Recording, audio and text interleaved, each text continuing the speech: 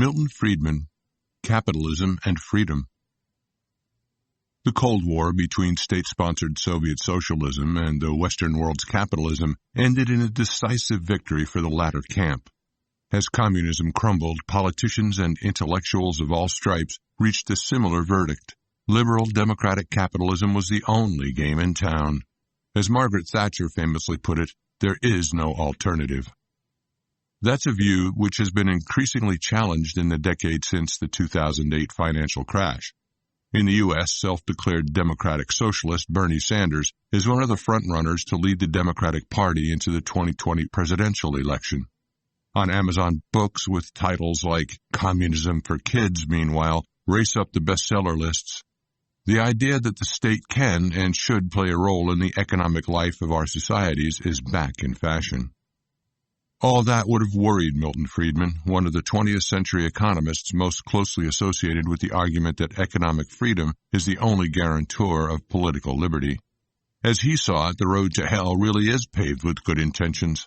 What starts out as a promise to redress market imbalances ends up aiding monopolies, undermining living standards, and paradoxically increasing inequality. Was he right?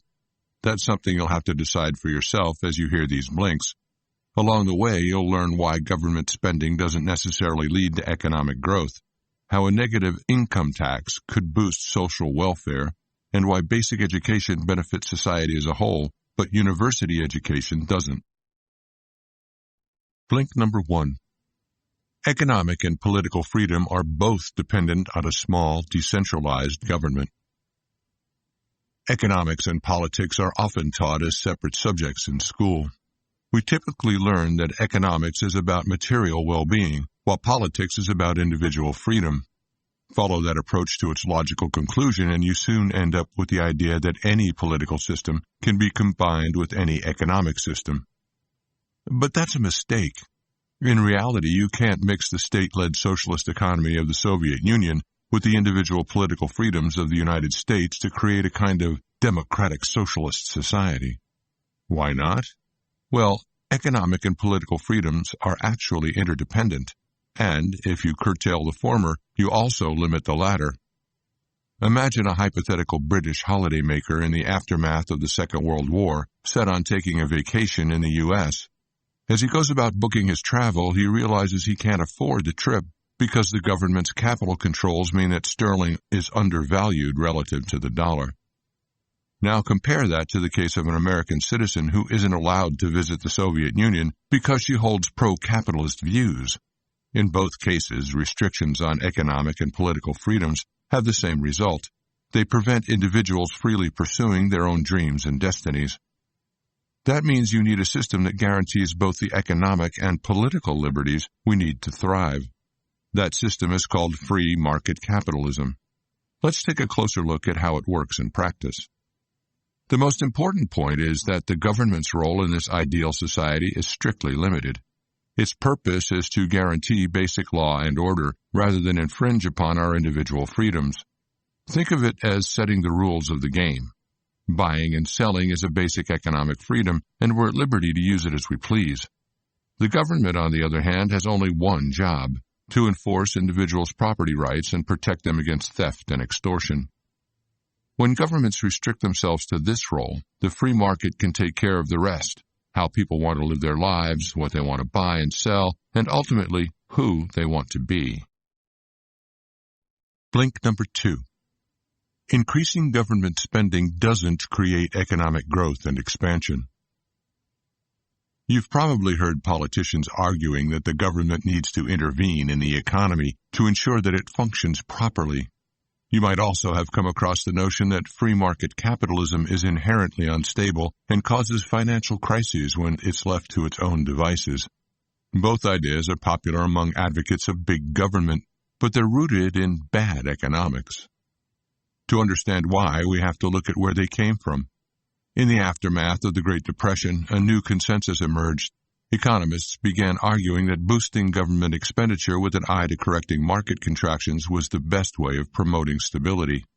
At its most basic, this boils down to a theory promoted by the British economist John Maynard Keynes, that every dollar of government spending creates another dollar of increased wealth for private individuals. That's known as the Keynesian balancing wheel of government spending. There's just one problem. It doesn't work in the way it's supposed to. When private spending decreases, Keynes followers claim, the government needs to step in and do their own spending to maintain economic balance. In the real world, however, these programs inevitably take too long to roll out and lead to all kinds of unintended consequences. Drawing down such programs, for example, usually takes just as much time as it did to get them up and running. That means that they're still in place even after the economy has recovered and people are being taxed to cover a useless policy, thereby sucking value out of the economy. That's a typical example of the ability of Keynesian economics to solve problems in theory that it can't tackle in reality. The theory just isn't capable of creating the conditions for its own success. Take the argument that government spending boosts individual spending. The behavior of large groups of people is so complex that it's impossible to accurately forecast their actions. Evidence from the Great Depression, meanwhile, suggests that lots of folks responded to such policies by saving rather than spending money. Blink number 3. The government should play a much more restricted role in monetary policy than it currently does. Spending isn't the only way governments intervene in markets. There's also monetary policy. The outcome, however, is the same. The more governments intervene in economic life, the worse the results. Take the Great Depression. The severity of the crisis was amplified by the government's mismanagement of the money supply via the Federal Reserve, the U.S. central bank. Between July 1929 and March 1933, the money supply dropped by a third. The Federal Reserve, which had a free hand in making policy, actively decided to do nothing. That error transformed what would have been a minor contraction into a full-blown crisis. So what should the Federal Reserve have done? If it had stuck to a much more narrowly defined and specific role, simply maintaining the money supply, the depression wouldn't have been nearly as severe. Instead, incomes were halved and prices plummeted by over 30% between 1929 and 1933. That means it's vital to restrict the Federal Reserve's role in future to prevent repeats of such crises. Rather than giving a small number of bureaucrats the power to determine monetary policy as they see fit, the central government's role in economic life should be limited to expanding the monetary supply by a fixed, predictable amount each year. That would prevent governmental interference in markets and curtail state lending and investment, thus eliminating the instability caused by the government's intervention in the economy. A reasonable target would be a 3 to 5% expansion annually, a small but ultimately positive amount that should be permanently fixed. Blink number 4. While the government must have a role in education, it should be limited. Most people agree that governments have a legitimate role to play in education. While it's true that state education provides society with a productive labor force, governments should restrict their focus to K-12 schooling, education from kindergarten to 12th grade. Why? Well, that's where the neighborhood effect comes in. That's a way of describing how individual actions affect other people, regardless of whether they've consented or not. This can be positive or negative. In the case of K-12 schooling, the neighborhood effect is clear. An educated society benefits everyone to a much greater extent than living in an uneducated society. If people couldn't read, write, or do basic arithmetic, social life as we know it would break down. But once you progress beyond the last year of high school, education becomes much more niche, and the neighborhood effect no longer applies. At that point, the government should cease to play an active role in education. If, say, someone receives a PhD in a subject like particle physics, it's no longer clear that this directly benefits society in the same way that basic literacy does. In fact, it mainly helps the individual holder of the degree. It's hard to justify why the government should tax everyone to fund such educational programs. That said, governments also need to reform the way they cover the cost of K-12 schooling. Currently, children are forced to attend local schools that are maintained and run with funds raised through direct taxation. A better way of doing things would be to create a voucher system in which every family receives an allotted amount of money per child, which they could use to pay for a school of their choice. This would force schools to compete with one another in the marketplace rather than relying on government subsidies. That wouldn't just improve efficiency and drive down costs, but also create better curricula. Currently, governments determine what children learn, but while there's plenty of consensus about what young kids should be learning, it isn't nearly as clear what teenagers ought to study. In a market system, this would be determined by the needs of communities. Schools with the best-suited curricula would attract more students and thereby set a new market standard, which other schools would then follow. Blink number 5. Government intervention often results in unnecessary monopolies. Monopolies emerge when companies gain so much control over a given product or service that they can determine the price at which it's sold rather than the free market.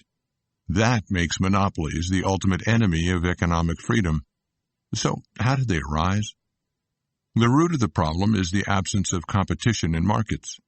But let's define our terms here. In a free market capitalist economy, competition isn't about mindless rivalry, that is, the desire to beat opponents or drive them out of the market. Rather, it's about the number of alternatives in economic life. A healthy competitive economy is one in which individuals have numerous choices about which goods and services they wish to voluntarily exchange. Right, now that we've clarified what we mean by competition, let's take a closer look at monopolies. They generally arise in one of two ways. First off, there are monopolies caused by technical limitations. This covers situations in which having multiple companies in one sector is simply impractical. Think of water or electricity services, for example. It just isn't feasible for competing companies to lay their own pipes or cables under every city. These monopolies may be inevitable, but that doesn't mean they should be run by the government. In fact, it's better if they're managed by unregulated private sector companies. That's because government monopolies are much less accountable when they don't play by the rules. No wonder they're backed up by state power. Distortionary government assistance like tariffs can also lead to the emergence of monopolies. Take steel tariffs. If a government sets a tariff on foreign steel imports, it eliminates competition in the steel industry as a whole. That creates the perfect conditions for monopolies to develop. The absence of competition, meanwhile, leads to private collusion as multiple providers join forces to set the price of goods and services. If the U.S. implemented tariffs on foreign steel, U.S. steel manufacturers would only have to collude with one another rather than their global counterparts. That would substantially lower the bar on monopolistic behavior. Blink number 6. Income inequality is a necessary aspect of society. In the societies of the past, people were born into a class or a caste that determined what kind of work they could do. That meant that it was virtually impossible to earn large amounts of money. Capitalist society is different. Anyone can do any job they please. As a result, people have access to much higher potential incomes. This creates the conditions for social mobility and a wealth of opportunities, features unique to capitalist societies. But if people are to be truly free when it comes to choosing their occupations and destinies, the government needs to stop policing and redistributing incomes. After all, there's a good reason why some jobs are more handsomely rewarded than others. Folks who work in difficult or unappealing jobs deserve to be paid more than those in cushier positions.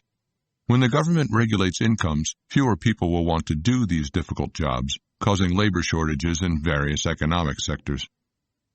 So what's the alternative to such intervention? Well, a good start would be to abolish progressive income taxation and replace it with a flat rate system.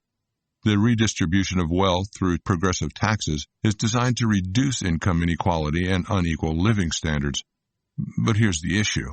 It's based on a misunderstanding of equality. Income redistribution only affects equality of outcome, that is, the size of your paycheck. A genuinely free society, by contrast, emphasizes equality of opportunity, or our equal ability to make something of ourselves through hard work. Redistribution privileges one social group, in this case the less well-off, over others, and leads to inequality of opportunity. The second upshot of such a policy is that it disincentivizes people who work in difficult, well-paid jobs, thereby undermining innovation.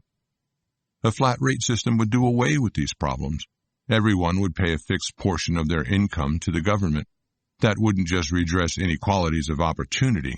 It would likely boost government revenues as it would eliminate the complicated system of loopholes typical of progressive income tax codes. Blink number 7. Inefficient social welfare programs should be replaced by measures such as a negative income tax. Social welfare programs invariably claim to reduce inequality. Time and again, however, they fail in their stated objectives and actually end up making society less egalitarian. Take public housing. Run by an inefficient bureaucracy rather than efficiency-maximizing market forces, public housing programs not only reduce the overall supply of housing, but confine poor people to a small number of dangerous neighborhoods. But that's not even the worst of it. Social Security policies that force people to pay for old age insurance throughout their lives are even more damaging. Why? 2 key points stand out. First off, it's essentially a redistributive tax, since wealthy people will contribute more in absolute terms over the course of their lives. Secondly, it's extremely paternalistic in its assumption that people can't be trusted to save enough money for retirement on their own.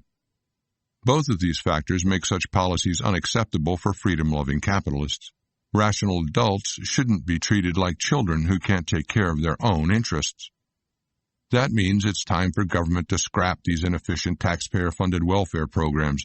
They should be replaced with a negative income tax to help reduce the burden on the poorest members of society. Here's how it would work. All government welfare schemes would be abolished. Anyone who failed to earn a minimum level of income would instead receive a direct cash payment from the government. This would alleviate poverty in the most efficient way possible, since it would streamline government and do away with the need for expensive bureaucratic departments to oversee welfare programs. Taxpayers, meanwhile, wouldn't need to pay nearly as much of their income into the system, thereby increasing the productive circulation of money in the economy. It's also important to remember that rolling back the state wouldn't leave a vacuum. After all, there are charities and philanthropists.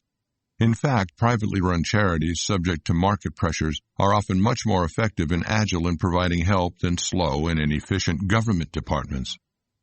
Most importantly, allowing individuals to choose how they spend their excess income would preserve their individual freedom, something that egalitarian progressive income taxation systems simply can't do. Thank you for choosing to hear our blinks to Capitalism and Freedom by Milton Friedman. Nobel laureate and professor of economics at the University of Chicago, Friedman's classic text on economic and political liberty is premised on the idea that society has become overly fixated on egalitarianism and that this has undermined freedom. Expensive and cumbersome governmental attempts to intervene in the economy and redistribute resources, he argues, aren't just extraordinarily wasteful. They also lead to all sorts of unintended outcomes.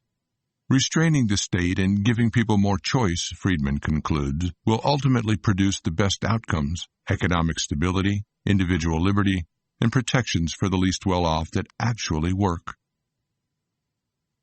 Your satisfaction with our presentation and treatment of modern and classical nonfiction literature is crucial to keeping our little piece of the economy buzzing happily along. Therefore, it naturally follows that we'd love to hear your opinion of our efforts. So, if you're feeling that a little redistribution of feedback is appropriate at this time, drop us an email to remember@blinkist.com with Capitalism and Freedom as the subject line and share your thoughts.